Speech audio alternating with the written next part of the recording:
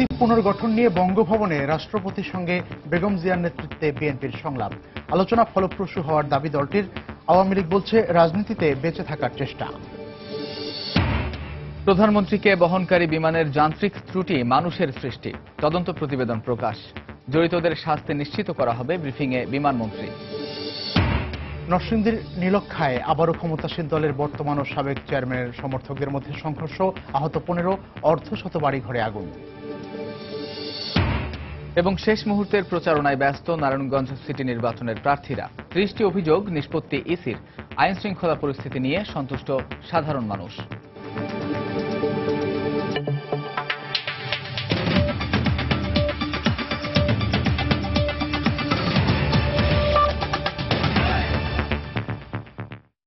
বাংলার সময়ের সঙ্গে আছি আমি মিজানুর রহমান খবির এবং আমি Kamruzzaman Mamun.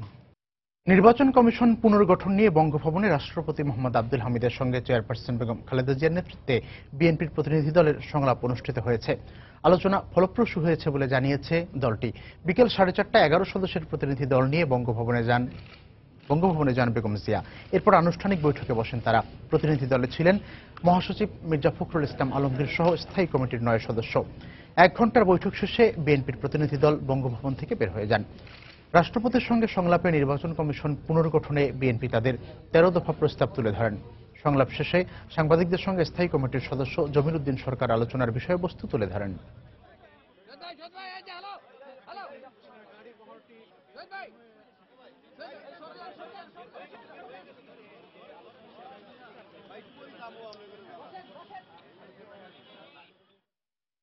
Chief election commissioner cake যে সার্চ কমিটি যে হবে, এই কারা কারা হবে ওই বইটাতে যা লেখা আছে, ওই যে chief justice, x chief justice, তার নিচে জেনারেল জাজ অব দ্য সুপ্রিম কোর্ট, তার নিচে ডিস্ট্রিক্ট জাজ এন্ড সমপর্যায়, তার নিচে আর্মির কিছু, তার নিচে একটা মহিলা।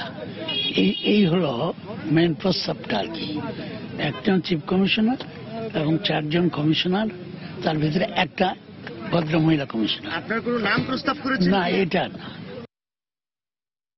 বিএনপির নির্বাচন কমিশন গঠন ইস্যু রাজনৈতিক অঙ্গনে দলটির বেঁচে থাকার চেষ্টা ছাড়া কিছু না বলে মন্তব্য করেছেন আওয়ামী লীগের যুগ্ম সাধারণ সম্পাদক মাহবুব উল আলম হানিফ।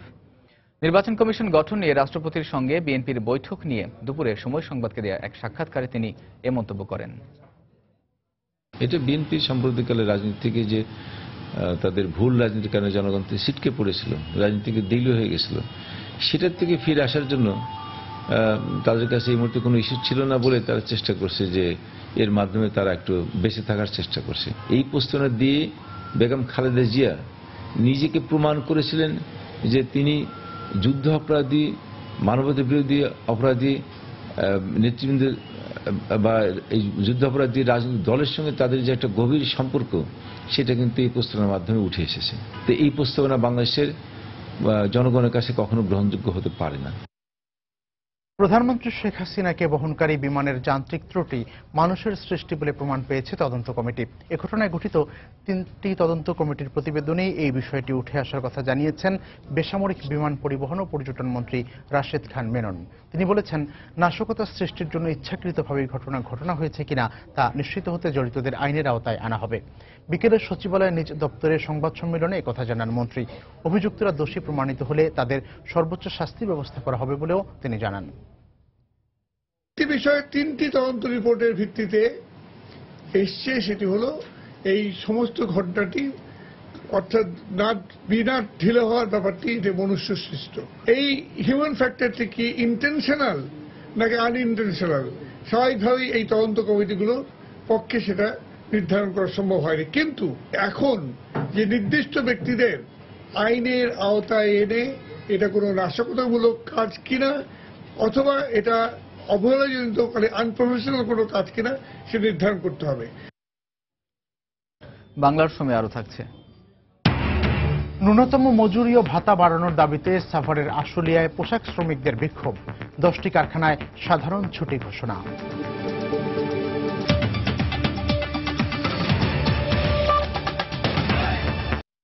নারায়ণগঞ্জ সিটি কর্পোরেশন নির্বাচনের খবর। প্রচারণার শেষ দিকে নারায়ণগঞ্জের অলিতে গলিতে ছুটে বেড়াচ্ছেন প্রার্থীরা। ভোটারদের দিচ্ছেন নানা প্রতিশ্রুতি। তবে ভোট গ্রহণের সময় এগিয়ে আসার সঙ্গে সঙ্গে পাল্লা দিয়ে বাড়ছে প্রার্থীদের একে অপরের বিরুদ্ধে অভিযোগের মাত্রা। আলোচনার কেন্দ্রবিন্দুতে এসে দাঁড়িয়েছে তৃতীয় একটি পক্ষ। এদিকে নিরপেক্ষতা নিয়ে প্রশ্ন তুলে সিদ্ধিরগঞ্জ থানার ওসিকে প্রত্যাহারের দাবি জানিয়েছেন আওয়ামী লীগ মেয়র প্রার্থী। আর আইভীর বিরুদ্ধে নির্বাচনকে প্রভাবিত করার অভিযোগ করেছেন বিএনপির মেয়র প্রার্থী। তাফসির বাবুকে সাথে নিয়ে আরো জানাচ্ছেন মাহমুদ রাকিব। নির্বাচনে প্রচারণা করার আর মাত্র 2 দিন সময় থাকায় এভাবেই ব্যস্ত সময় পার করছেন মেয়র প্রার্থীরা। স্থানীয় নেতাকর্মীদের সাথে নিয়ে সাধ্যের সবটুকু দিয়ে প্রতিটি মুহূর্ত তারা ঘুরছেন এই পাড়া থেকে ও পাড়া। রোববার সকালে নগরীর 11, 12 ও 13 নম্বর ওয়ার্ডে প্রচারণা চালান আওয়ামী লীগের মেয়র প্রার্থী সেলিনা হায়াত আইভী। এ সময় তিনি উন্নয়নের ধারা অব্যাহত রাখতে ভোটারদের কাছে ভোট চান। তবে তৃতীয় একটি পক্ষ নিয়ে তার শঙ্কার কথা বললেও নির্বাচন কমিশন সজাগ থাকলে তা কোনো সমস্যা নয় বলে মনে করেন আইভী। কাউকে মেনশন না করেই বলতে চাচ্ছি যে যেই পক্ষই হোক না কেন, তৃতীয়, চতুর্থ, পঞ্চম, কোনো পক্ষই যেন ইসির কাছে কোনো পাত্তা না পায়। নির্বাচন কমিশন যদি শক্ত ভূমিকা পালন করে তাহলে কারো কোনো ক্ষমতা নাই এখানে কোনো কাটি নাড়ার। সিদ্ধিরগঞ্জের ওসি আমি পরিবর্তন চাচ্ছি, কারণ উনি বিতর্কিত ভূমিকা পালন করছে। সুষ্ঠু, সুন্দর, নিরপেক্ষ নির্বাচন যেন হয় এবং এই নিরপেক্ষ নির্বাচনের মাধ্যমে নৌকার বিজয় নিশ্চিত। এদিকে সকাল থেকে নগরীর বন্দর এলাকার 22, 23 ও 24 নম্বর ওয়ার্ডে প্রচারণা চালিয়েছেন বিএনপির প্রার্থী সাখাওয়াত হোসেন খান। তিনি পরিবর্তনের অঙ্গীকার আর উন্নয়নের নানা প্রতিশ্রুতি নিয়ে ভোটারদের কাছে ভোট চান। সরকারি কর্মকর্তারা নির্বাচনে সরকার দলীয় প্রার্থীর পক্ষে কাজ করছেন বলে অভিযোগ করেন সাখাওয়াত। এছাড়া তৃতীয় পক্ষ আওয়ামী লীগের মধ্যে কেউ থাকতে পারে বলে দাবি করেন তিনি। আমরা দেখি দুইটা পক্ষ, একটা হলো আওয়ামী লীগ, একটা বিএনপি। ওনার উপরে যে আমরা আচরণবিধি ভঙ্গের যে অভিযোগগুলো আনছি, অভিযোগকে অন্যদিকে প্রবাহিত করার জন্য এখানে কাল্পনিকভাবে তৃতীয় পক্ষের সৃষ্টি করছে। যদি তৃতীয় পক্ষ থেকে থাকে সেটা আওয়ামী লীগের। নির্বাচনের বিভিন্ন দায়িত্বে যে সরকারি কর্মকর্তারা রয়েছে তারা অনেকেই এই মেয়রের সাথে বিভিন্নভাবে যোগাযোগ করছে, যেটা কারণে আমি শঙ্কিত। 20 ডিসেম্বর মধ্যরাতে শেষ হবে নারায়ণগঞ্জ সিটি কর্পোরেশন নির্বাচনের প্রচারণা। মাহমুদ রাকিব, সময় সংবাদ, নারায়ণগঞ্জ। নির্বাচন কমিশন পুনর্গঠন বিষয়ে রাষ্ট্রপতির সঙ্গে সংলাপ শেষে বিস্তারিত জানাতে নয়াপল্টনে কেন্দ্রীয় কার্যালয়ে সাংবাদিকদের ব্রিফ করছেন বিএনপি মহাসচিব মির্জা ফখরুল ইসলাম আলমগীর। আমরা এখন সরাসরি সেখানে চলে যাচ্ছি। নেতৃত্বে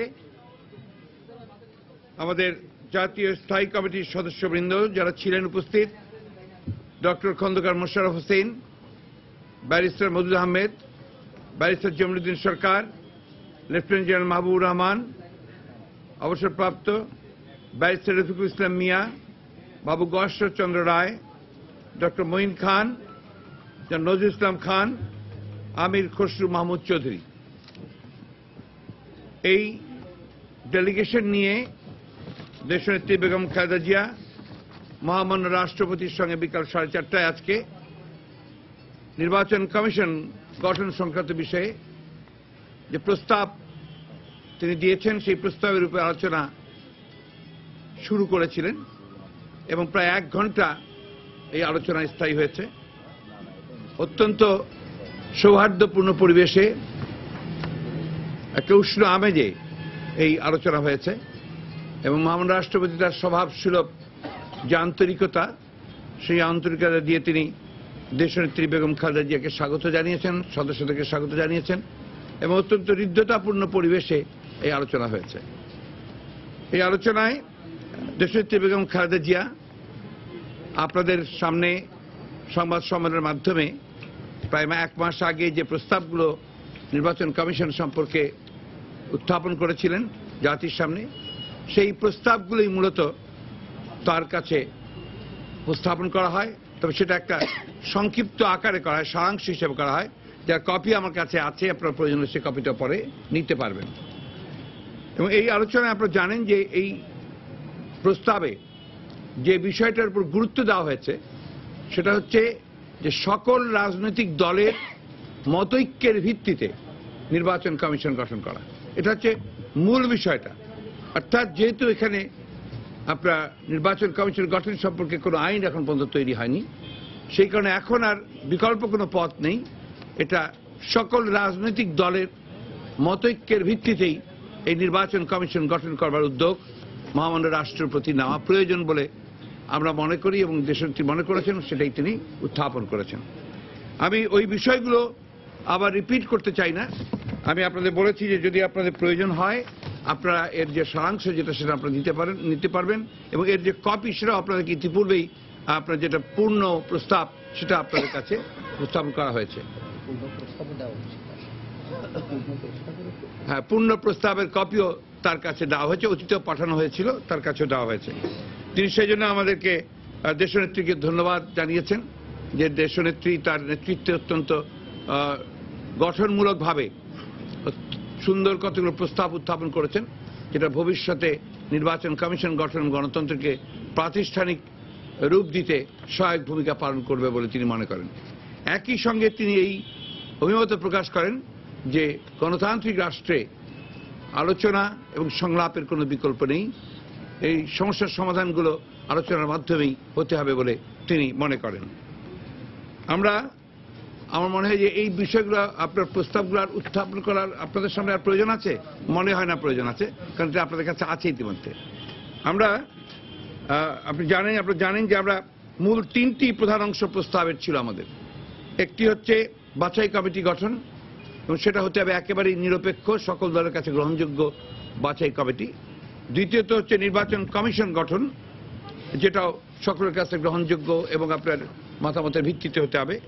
আর তৃতীয়ত আমরা যেটা দিয়েছি সেটা হচ্ছে আরপিওর সংশোধন ও নির্বাচন কমিশন শক্তিশালীকরণের প্রস্তাবগুলো আমাদের ছিল। 3টি অংশে ভাগ করা আছে এবং আপনারা জানেন যে এর পদ্ধতিটাও আমরা বলেছি কি পদ্ধতিতে আমরা এই বাছাই কমিটির সদস্যদেরকে মনোনয়ন করব। আপনারা জানেন যে আমরা প্রস্তাব করেছি যে একজন আহ্বায়ক থাকবেন বাছাই কমিটির এবং 4 জন সদস্য থাকবেন, যারা আপনারা এর আগেও আমরা বলেছি যে প্রধান বিচারপতি, সাবেক বিচারপতি যিনি বিতর্কিত নন ও সকলের কাছে গ্রহণযোগ্য এই ধরনের একজন প্রধান বিচারপতিকে দিয়ে বাছাই কমিটির কনভেনার হবেন এবং 4 জন সদস্যের কথা আপনাদের বলা হয়েছে।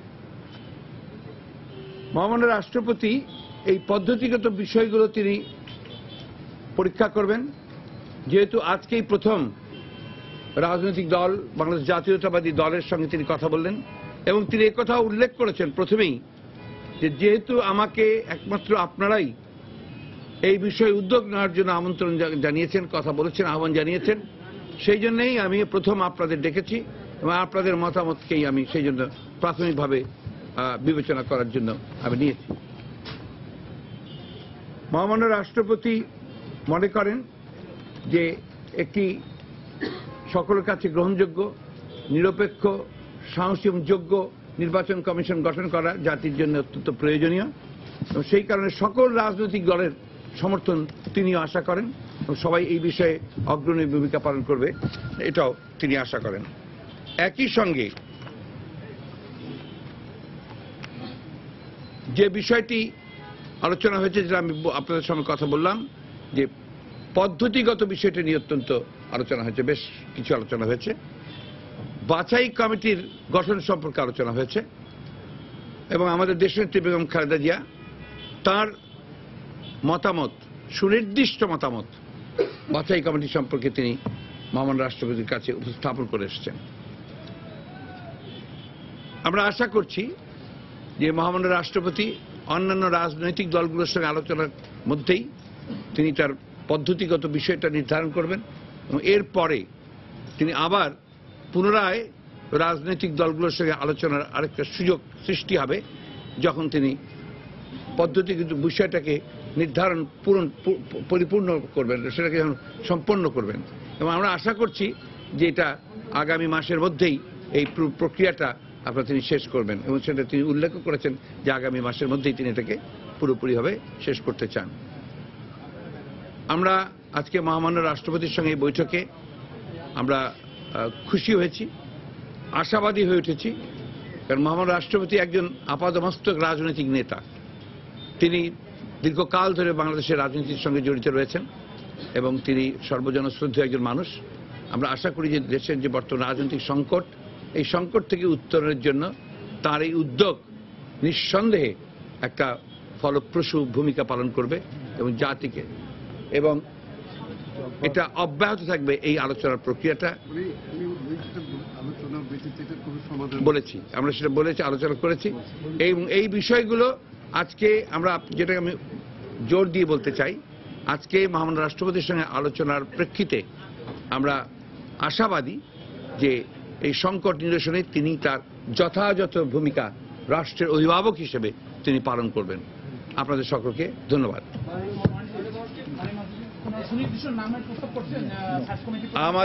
আমাদের কথাগুলো আমি স্পষ্ট করে বলেছি। বাছাই কমিটি সম্পর্কে আমাদের দলের চেয়ারপারসন সুনির্দিষ্টভাবে তার মতামত মহামান্য রাষ্ট্রপতির কাছে পৌঁছে দিয়েছেন। ধন্যবাদ আপনাদের।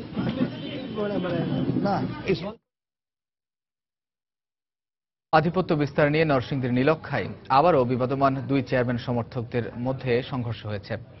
দিনভর চলা এই সংঘর্ষে আহত হয়েছেন কমপক্ষে 15 জন। এ সময় অর্ধশত বাড়িঘরে অগ্নিসংযোগ করা হয়েছে। পুলিশ ও এলাকাবাসী জানায়, সকালে রায়পুরা উপজেলার নীলক্ষা ইউনিয়নের বর্তমান চেয়ারম্যান তাজুল ইসলাম ও সাবেক চেয়ারম্যান আব্দুল হকের সমর্থকরা টেটা, বল্লম ও দেশীয় অস্ত্র নিয়ে সংঘর্ষে জড়িয়ে পড়ে।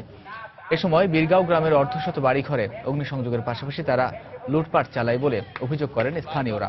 খবর পেয়ে ঘটনাস্থলে পৌঁছে ফাঁকা গুলি ছুড়ে পরিস্থিতি নিয়ন্ত্রণে আনে পুলিশ। এ ঘটনায় এলাকায় থমথমে পরিস্থিতি বিরাজ করছে। মোতায়েন রয়েছে অতিরিক্ত পুলিশ। এর আগে গত 14 নভেম্বর এই দুই চেয়ারম্যান সমর্থকদের সংঘর্ষে নিহত হন 4 জন। সে সময় প্রশাসন 144 ধারা জারি করেছিল, যা এখনো বলবৎ রয়েছে। গত ইউপি নির্বাচনে এই বছর যে রানিং চেয়ারম্যান ছিলেন যিনি গত বছর, উনি নির্বাচনে ফেল করছেন, আর যিনি পাশ করছেন উনি তাজুল ইসলাম, ফেল করছেন হক সরকার। এই দুজনের মাঝে আরো গন্ডগোল তীব্র আকার ধারণ করে এবং তাদের নিজেদের অবস্থান থেকেই তাদের অবস্থান শক্ত করার জন্য এই মারামারির সৃষ্টি। ঘটনার সাথে সাথে পুলিশ আসছে এবং কোন রকম ক্ষয়ক্ষতির বড় এখন পর্যন্ত আমি সংবাদ পাই নাই। এখানে 4টা ভাগে পুলিশ কাজ করতেছে। ন্যূনতম মজুরি ও ভাতা বাড়ানোর দাবিতে সাভারের আশুলিয়ায় শ্রমিকদের আন্দোলনের মুখে 10টি কারখানায় সাধারণ ছুটি ঘোষণা করেছে মালিকপক্ষ। প্রতিবাদে টঙ্গী আশুলিয়া সড়কে বিক্ষোভ করেছেন শ্রমিকরা। ন্যূনতম মজুরি ভাতা 10,000 টাকা করার দাবিতে গত কয়েকদিন ধরেই কর্মবিরতি পালন করছেন আশুলিয়ার 10টি তৈরি পোশাক কারখানার শ্রমিকরা। আজ শ্রমিকরা কাজে যোগ না দিলে সাধারণ ছুটি ঘোষণা করে কারখানার মালিকপক্ষ। এই ঘটনার প্রতিবাদে শ্রমিকরা টঙ্গী আশুলিয়া ইপিজেড সড়কে বিক্ষোভ করে। পরে পুলিশ এসে ধাওয়া ও লাঠিচার্জ করলে সড়ক থেকে সরে যান তারা। আহত হন 5 শ্রমিক। শ্রমিকরা ন্যূনতম মজুরি ভাতা 5,000 থেকে 10,000 টাকা করার দাবি জানান।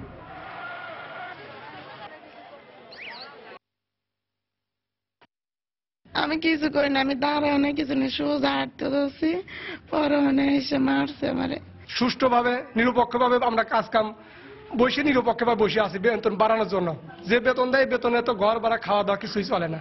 তারা কিছু এখনো বলে নাই, শুধু বলে যে তোমরা কাজ করো, তোমরা কাজ করো, তোমাদের বাড়ানো হবে, কিন্তু বাড়ানো কখন বাড়াবে, কি করবে, এখনো কোনো বলে নাই ওরা। যখন শ্রমিকরা বলেছে যে তাদের বেতন বৃদ্ধির বিষয়টি, তখন আমরা এটাকে আন্দোলন হিসেবে দেখি না। আমাদের মনে হচ্ছে যে কোনো কোনো মহল হয়তো সুযোগ কাজে লাগানোর চেষ্টা করতে পারে। আমরা খুব সতর্ক, আমরা জনপ্রতিনিধি সহ সবাইকে সম্পৃক্ত করেছি। তাদের মেসেজটা নিয়ে মাননীয় প্রধানমন্ত্রীর সাথে বসবো, উনি যে পরামর্শ দিবেন তার পরামর্শে আমরা পরবর্তীতে কাজ করব।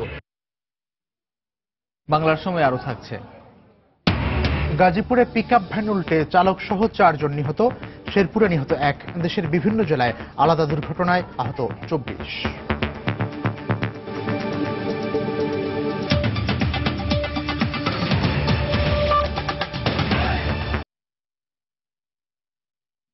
দর্শক, ধানমন্ডিতে ব্রিফিং চলছে এবং বিএনপি সংলাপ শেষে এখন সেখানে ব্রিফিং হচ্ছে। আমরা সরাসরি চলে যাচ্ছি সেখানে।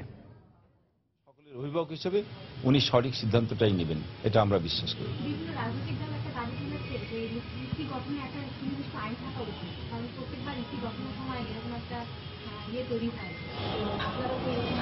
আমরা এটা আমরা মনে করি যে আসলে নির্বাচন কমিশন গঠনের জন্য একটা সুনির্দিষ্ট আইন থাকা প্রয়োজন। ইতিপূর্বে হয়তো যারা ক্ষমতা ছিল কেউ এটা উদ্যোগ নেয়নি, তবে আমরা এবার আমাদের মাননীয় প্রধানমন্ত্রী জননেত্রী শেখ হাসিনার নেতৃত্বে সরকার এই আইন প্রণয়নের উদ্যোগ নিয়েছে। ইতিমধ্যে খসড়ার কাজ চলছে, আমরা আশা করি যে খুব শীঘ্রই এই আইনটা প্রণয়ন হবে।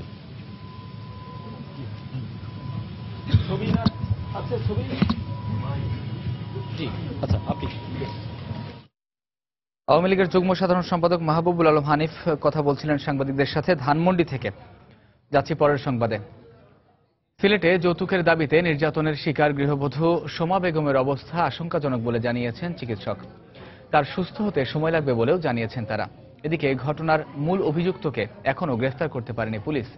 চিকিৎসক জানান, নির্যাতনের শিকার সোমার জিহবার একটি অংশ কেটে গেছে, এছাড়া পায়ের রগ কেটে দেয়া হয়েছে তার। এই ঘটনায় প্রধান আসামি সোমার স্বামী বেলালকে ধরতে অভিযান চলছে বলে জানিয়েছে পুলিশ। গত বৃহস্পতিবার রাতে বেলাল ও তার 2 সহযোগী মিলে নির্যাতন চালিয়ে সোমার জিহবা কেটে দেয়। এ সময় চিৎকার শুনে প্রতিবেশীরা তাকে উদ্ধার করে হাসপাতালে ভর্তি করে। এই ঘটনায় 4জনকে আসামি করে জালালাবাদ থানায় মামলা করে নির্যাতিতার পরিবার। সাতক্ষীরায় প্রাকৃতিক গ্যাসের সন্ধান পাওয়া গেছে বলে দাবি স্থানীয়দের। এ খবরে প্রতিদিনই আশাশুনি উপজেলায় বাড়ছে উৎসুক মানুষের ভিড়। প্রত্যক্ষদর্শীরা জানান, গত 6 ডিসেম্বর দরগাপুর এলাকার রাস্তার পাশের একটি মাছের ঘেরে পাইপ বসানোর কাজ চলছিল। এ সময় বিকট শব্দ হয় এবং পানিতে বুদবুদের সৃষ্টি হয়। গ্যাস বের হচ্ছে এমন ধারণায় পাইপের মুখে আগুন দেয় স্থানীয়রা। আগুন জ্বলে উঠলে এই বিষয়টি প্রশাসনকে জানায় তারা। এরপরই উপজেলা প্রশাসন ঘটনাস্থল পরিদর্শন করেছে এবং শিগগিরই পেট্রো বাংলায় প্রতিবেদন দেওয়া হবে বলে জানিয়েছে জেলা প্রশাসক। দেখছেন বাংলার সময়। ব্রাহ্মণবাড়িয়ায় খ্রিস্টান সম্প্রদায়ের বড়দিনকে সামনে রেখে কেক কেটে প্রাক বড়দিন পালন করা হয়েছে। দুপুরে শহরের খ্রিস্টান পল্লীর মিশন হাসপাতালে এ অনুষ্ঠানের আয়োজন করা হয়। এতে প্রধান অতিথি হিসেবে উপস্থিত ছিলেন পার্বত্য চট্টগ্রাম বিষয়ক সংসদীয় স্থায়ী কমিটির সভাপতি এবং ব্রাহ্মণবাড়িয়া 3 আসনের সংসদ সদস্য আম ওবায়দুল মুক্তাদির চৌধুরী। অনুষ্ঠানে জেলা প্রশাসক ও পৌর মেয়র সহ খ্রিস্টান সম্প্রদায়ের বিভিন্ন শ্রেণী পেশার মানুষ উপস্থিত ছিলেন। এ সময় হানাহানি ভুলে মানবতার সেবায় সবাইকে এগিয়ে আসার আহ্বান জানান বক্তারা।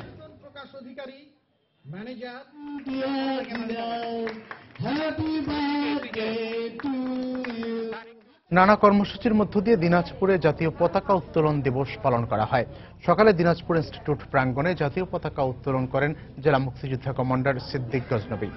এরপর জাতীয় সংসদের হুইপ ইকবালুর রহিম সহ নানা শ্রেণী পেশার মানুষ বঙ্গবন্ধু শেখ মুজিবুর রহমানের প্রতিকৃতিতে ফুল দিয়ে শ্রদ্ধা জানান। পরে আলোচনা সভার আয়োজন করা হয়। 1971 সালের এই দিনে দিনাজপুরের বড় ময়দানে আনুষ্ঠানিকভাবে স্বাধীন বাংলাদেশের জাতীয় পতাকা উত্তোলন করেন মুক্তিযুদ্ধকালীন পশ্চিমাঞ্চলীয় জোনের chairman advocate M Abdur Rahim.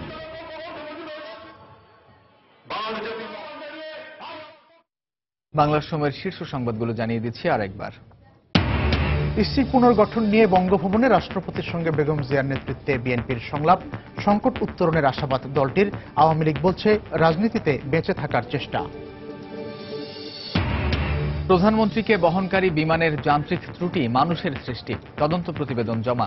জড়িতদের শাস্তি নিশ্চিত করা হবে, ব্রিফিংয়ে বিমানমন্ত্রী। নরসিংদীর নীলক্ষায় আবারও ক্ষমতাসীন দলের বর্তমান ও সাবেক চেয়ারম্যানের সমর্থকদের মধ্যে সংঘর্ষ, আহত 15, অর্ধশত বাড়িঘরে আগুন।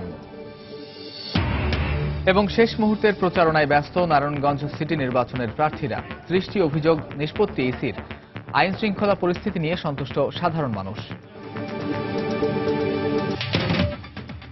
এই ছিল বাংলার সময়। যে কোনো খবর পেতে ভিজিট করুন সময়নিউজ.tv। এছাড়া এইমাত্র পাওয়া খবর আপনার মোবাইলে পেতে SMS করুন *BN লিখে পাঠিয়ে দিন 16242 নম্বরে। আর সঙ্গে থাকুন সময়ের।